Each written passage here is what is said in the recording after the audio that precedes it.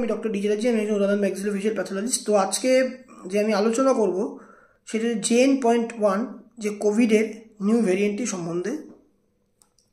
খুব ভালো করে শুনুন। এই JN.1 যে নিউ ভ্যারিয়েন্ট অফ কোভিড, যেটা কেরালাতে ইন্ডিয়াতে ধরা পড়েছে প্রথম ইন্ডিয়ার মধ্যে, সেটি কিন্তু কিছুদিন আগে আসা BA.2.86 ভ্যারিয়েন্ট থেকেই এসছে। এই BA.2.86 যে ভ্যারিয়েন্টটা, সেই ভ্যারিয়েন্টে আরেকটা নাম হচ্ছে পাইরোলা। তো আমরা সবাই জানি কোভিড ভাইরাস যে তার যে স্ট্রাকচারের বাইরে স্পাইক প্রোটিনস থাকে। তো এই স্পাইক প্রোটিন যে আমরা সবাই জানি, তো এই যে BA.2.86-এ 30টারও বেশি স্পাইক প্রোটিনে মিউটেশন হয়েছিল।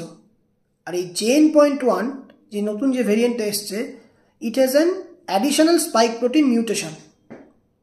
তো এর থেকে আর কিছু আরও জানা যাচ্ছে অ্যাকর্ডিং টু সোর্সেস, এই যে JN.1 এই যে ভ্যারিয়েন্টটা, সেই ভ্যারিয়েন্টটার ক্ষমতা হচ্ছে আমাদের ইমিউনিটি, বডির যে রোগ প্রতিরোধ করার ক্ষমতা, সেটাকে ফাঁকি দেওয়ার। আর এটা খুব ফাস্ট স্প্রেডিং ইন নেচার। তো এইটুকুই জানা গেছে। সবাই সাবধানে থাকবেন।